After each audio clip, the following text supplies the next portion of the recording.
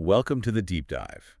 If you're joining us today, you're probably someone who doesn't just settle for surface-level summaries. Right. You want the nuance. Exactly. You want the context, and you want to grapple with the actual source material itself. Which is what we're here for. Yeah. Mm. Today we're looking at a stack of sources that decode, honestly, one of the most intense, heavily debated, and historically pivotal conversations ever recorded. It really is. We are talking about the disciples' desperate questions to Jesus on the Mount of Olives. It's a foundational moment in biblical text, and our mission for this deep dive is very specific today. Right, we need to keep it focused. Exactly. We're going to unpack what the disciples actually asked, why the phrasing of their questions has sparked centuries of debate, and how to conceptually separate the what from the when of biblical prophecy. Which is huge. It is, because prophetic literature can so easily lead to information overload. So we're really focusing on clarity today. Yeah, let's unpack this. Because to really grasp the weight of this conversation, you can't just look at the words. You have to feel the historical and cultural ground literally shifting under the disciples' feet. Yeah, picture the visual backdrop for a second. Imagine this ancient architectural cityscape of first-century Jerusalem, but layered over with these intense prophetic star charts. That's exactly the vibe. We're dropping into the narrative in the Gospel of Matthew, chapters 23 and 24. Right. Jesus has just delivered this blistering, sweeping judgment on Israel's leaders. And as he's leaving the temple, he drops what is basically a theological bomb. A massive one. In the Gospel of Matthew 23, verse 38, he says, "Behold, your house is left to you desolate." I mean, he is declaring the temple, the absolute epicenter of the Jewish universe, spiritually abandoned. And you really have to understand the backdrop here. We're not just talking about a local church or a significant cultural monument. No, not at all. The Second Temple in first-century Jerusalem was an architectural marvel. It was the economic heart of the nation, the seat of government, and for the Jewish people, the literal dwelling place of God on earth. The stones used to build it were massive. Right. Some weighing hundreds of tons. Just incomprehensibly huge. So when Jesus says it's desolate, the disciples immediately point to the physical building. Naturally. The Gospel of Matthew 24, verse 1 says, his disciples came up to point out the temple buildings to him. They're essentially protesting, right? They're pointing at this unbreakable fortress of their faith like, look at this. Which sets up a response that would have sounded like the end of the world to them. I know we have the specific text from our sources. Could you read Jesus's exact reply? I can. It's the Gospel of Matthew, chapter 24, verse 2. Jesus says to them, "Do you not see all these things? Truly I say to you, not one stone here will be left upon another, which will not be torn down." Just pause and think about the sheer weight of what he's claiming here for a second. It's heavy. For a first-century Jew, the temple wasn't just a structure. It was the anchor of their entire cosmos. So hearing that it would be reduced to scattered rubble. It's like hearing the sky is going to fall. Exactly. It completely shatters their reality. Put yourself in their shoes. If someone pointed at your city's most permanent, sacred monument and confidently predicted it would be total rubble, it's jarring. Highly jarring. And that absolute visceral shock is the catalyst. It triggers this profound panic, and that panic drives the ultimate question we're analyzing today. The cognitive dissonance for them is staggering. In their minds, the only way a structure that massive and sacred falls is if the world itself is ending. They can't separate the two. Exactly. That assumption bleeds directly into how they formulate their questions when they finally get him alone on the Mount of Olives. And that brings us to the anchor text for our deep dive today. This is the Gospel of Matthew, chapter 24, verse 3. Go ahead. It says, "As he was sitting on the Mount of Olives, the disciples came to him privately, saying, 'Tell us, when will these things happen, and what will be the sign of your coming and of the end of the age?'" Now, with that single verse, we step right into a massive historical and theological debate. Oh, yeah. It's all over Greek grammar and punctuation. Interpreters have spent lifetimes arguing over the underlying structure of that exact sentence. It's fascinating how much ink has been spilled over a few Greek conjunctions. Truly. When you dive into the commentaries, scholars are deeply divided on how many distinct questions the disciples are actually asking in that moment of panic. Broadly speaking, the debate splits into two camps. The first camp argues that the Greek grammar indicates three completely separate questions. Okay, lay them out. Question 1, when will these things happen? Referring directly to the temple's destruction Jesus just mentioned. Question 2, what will be the sign of your coming? And question 3, what will be the sign of the end of the age? So three distinct questions demanding a timeline and signs for three distinct events. Exactly. But then you have the other side of the grammatical debate. Right. The second reading argues that the Greek structure actually combines the latter half into a single concept. So they're only asking two questions. How does that break down? The first is the same, when will these things happen? But the second lumps the remaining events together. What will be the sign of your coming and of the end of the age? In this reading, the disciples view Christ's coming and the end of the age as one simultaneous cosmic event. They're conflating the timeline because they literally can't imagine the temple falling without the world ending alongside it. Exactly. But what do our sources actually conclude about this centuries-old syntax debate? What's fascinating here is that, practically speaking, the number of questions doesn't actually matter. Wait, really? That's a bold claim after explaining all that intense scholarly debate. But it's true. When you strip away the grammatical arguments and look at the core of their panic, their concerns fall into two very simple, distinct categories that anyone can understand. Okay, what's the first one? First, they want to know about timing. When will these things happen? They want a time frame for the destruction Jesus just prophesied. The when is the rubble happening question. Yes. And the second category is entirely about signs. What is the signal we need to look out for? Right. Whether they view the coming of Christ and the end of the age as one event or two, they are just begging for a recognizable sign. So the ultimate takeaway for you listening isn't how the disciples phrased their panic. The real interpretive key is how Jesus structures his answer. Precisely. You have to look at how he addresses those two categories. So let's follow his answer. In the Gospel of Matthew chapter 24, verses 4 through 31, Jesus tackles the what question. Yes, the signs. Right. He lays out the sequence of events leading up to his return. But honestly, for the sake of our focus today, we're actually going to bypass that specific sequence. Yeah, Matthew is incredibly heavily weighted toward the signs rather than the timeline. Exactly. Matthew focuses primarily on the sequence of events leading to the return rather than the timing. So we're moving past the what quickly today. Because Matthew leaves the exact timeline concerning the temple's destruction somewhat ambiguous. Right. But here's where it gets really interesting. Since Matthew focuses on the signs, where do we find the answer to the timing? The when?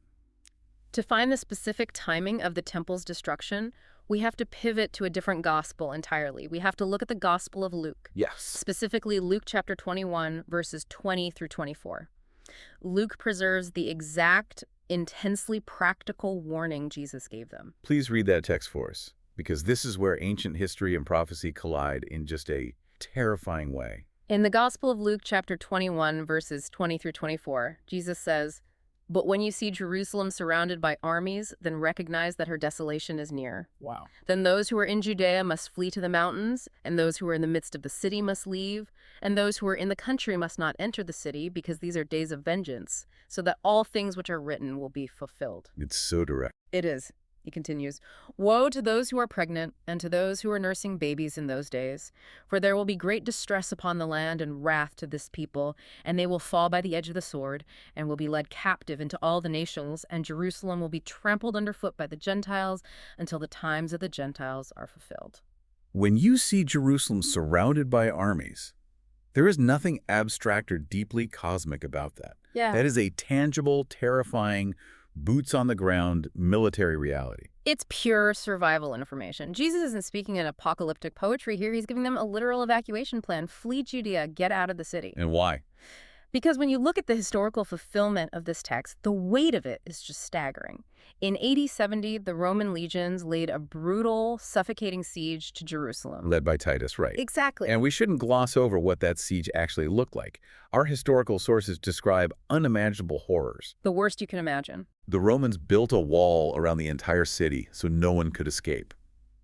The starvation inside Jerusalem was so absolute that society completely broke down. Total collapse. And when the Romans finally breached the walls, the destruction was absolute. They set fire to the temple.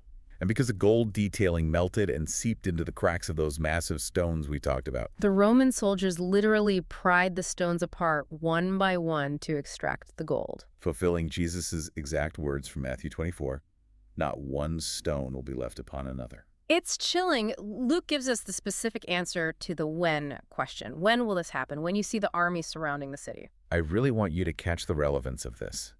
When we read these ancient texts today, it's incredibly easy to treat them as high-level theological puzzles. Very easy. But for the first century believers who heard this, it was life and death.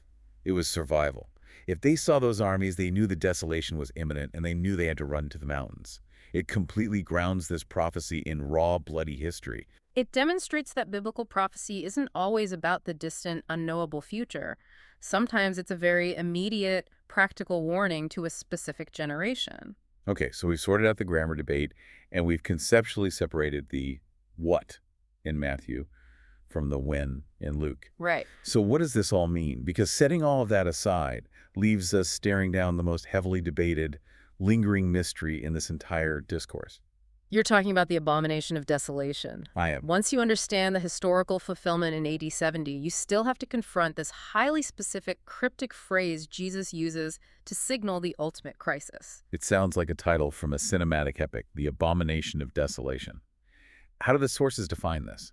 The first crucial step is recognizing that Jesus explicitly tells his audience how to interpret it. He directs readers to interpret his words through the Old Testament prophet Daniel. So to understand the sign, you have to read Daniel. Exactly. The phrase appears in 3 specific places. I'll read them so we have the full context. Classic. First, Daniel chapter 9, verse 27. And he will make a firm covenant with the many for 1 week.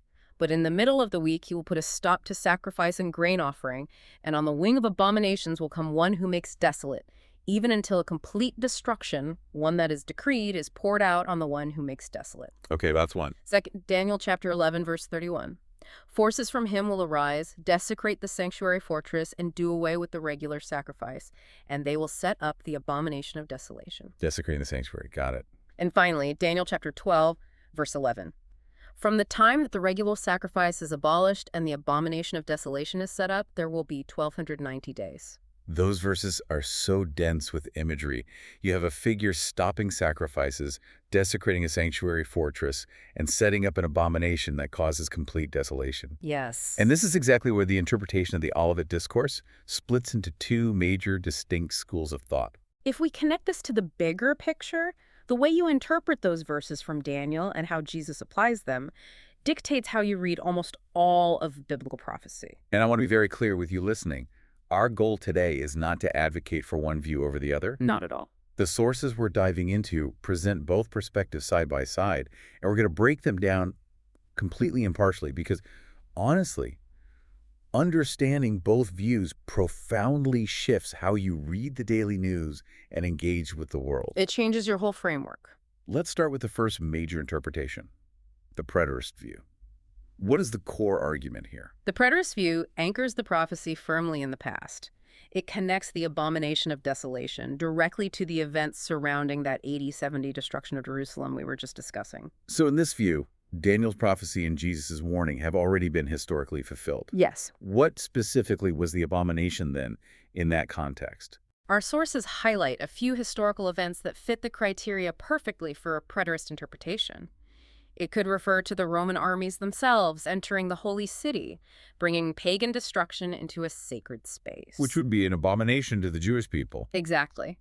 Or many scholars point to the specific moment when the Roman military standards, their flags bearing the idolatrous images of the emperor, were brought right into the temple precinct where they offered sacrifices. Desecrating the sanctuary fortress, just like Daniel said. Right. Or it could even refer to the internal desecration of the temple by zealots during the Jewish revolt just prior to the Roman breach. So in the preterist view, most of Matthew 24 is about the events leading up to Jerusalem's fall. The horrific historical reality of AD 70 is the primary focus. Yes, it validates Jesus as a true prophet to that specific first-century generation. It's grounded, it's historical, and it's past. But then we have the second major interpretation, the futurist view. The futurist view looks at the exact same text and sees a prophecy that extends far beyond the Roman Empire. As the name implies, it views the abomination of desolation as a future event that has not yet happened in human history. They aren't looking back at Titus and the Roman legions. They are looking forward to a final cosmic crisis. Right. And they pull from entirely different supporting scriptures to build this framework, don't they? They do. While the preterist leans heavily on historical accounts of the Roman-Jewish War, the futurist framework relies on the apocalyptic literature of the New Testament. Let's hear those texts. There are two key passages the sources cite. I'll read the first one clearly, from the second epistle to the Thessalonians chapter 2, verses 3 through 4. Go for it. Let no one in any way deceive you, for it will not come unless the apostasy comes first, and the man of lawlessness is revealed, the son of destruction, who opposes and exalts himself above every so-called God or object of worship, so that he takes his seat in the temple of God, displaying himself as being God.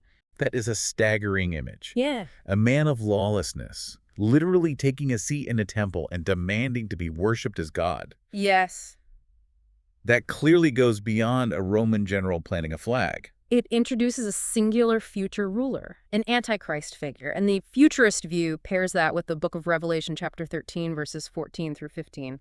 Let's hear that one too. And he deceives those who dwell on the earth because of the signs which it was given him to perform in the presence of the beast, telling those who dwell on the earth to make an image to the beast who had the wound of the sword and has come to life. An image of the beast.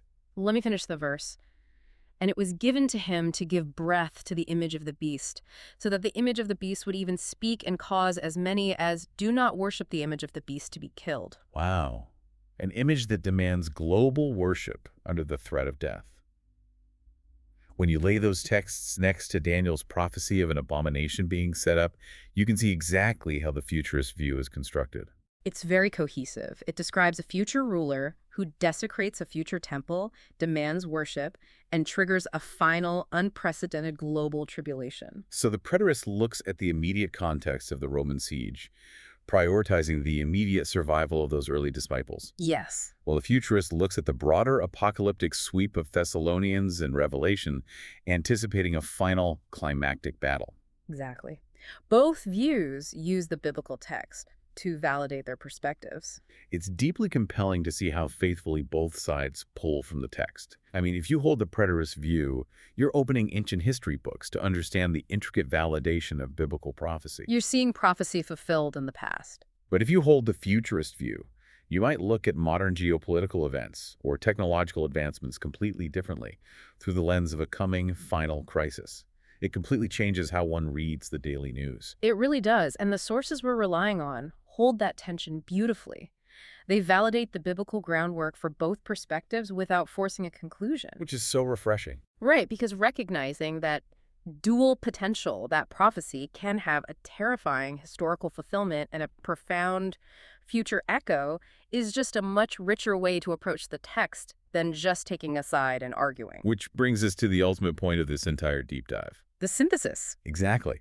Because if you get bogged down in the Greek syntax of how the disciples asked their question, or if you become entirely consumed by debating the preterist versus futurist timelines, you might actually miss the entire reason Jesus gave this discourse in the first place. That is the absolute greatest danger with prophetic texts. We have to step back and look at the whole picture. The Olivet Discourse was never intended to be a cryptographic puzzle meant to satisfy human curiosity about exact dates. Right, it wasn't a puzzle box. It wasn't given to them so they could build a chronological calendar of the end of the world. And it certainly wasn't meant to induce paralyzing fear or panic. No, its fundamental purpose was to prepare them.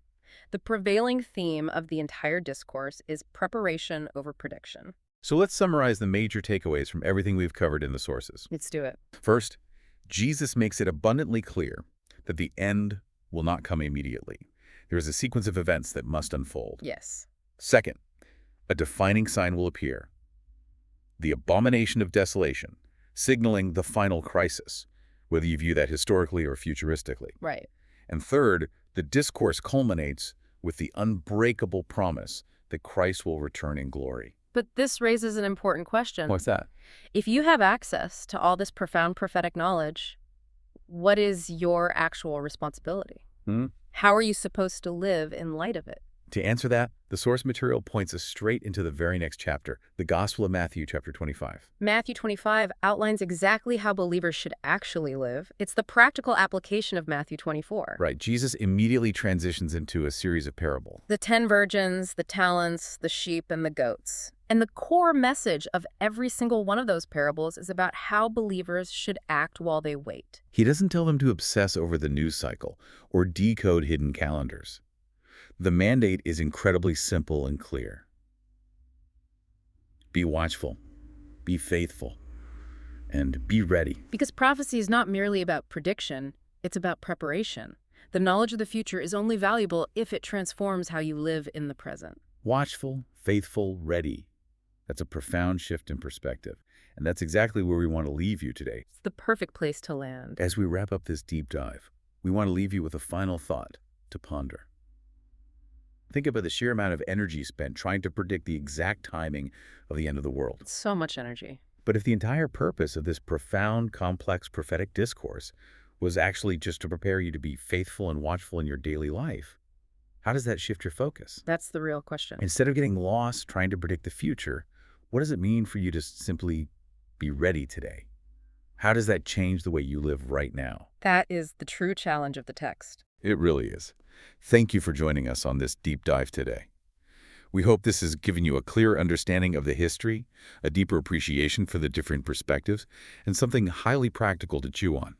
Until next time, keep diving, keep questioning, and keep exploring. Take care, everyone. Farewell.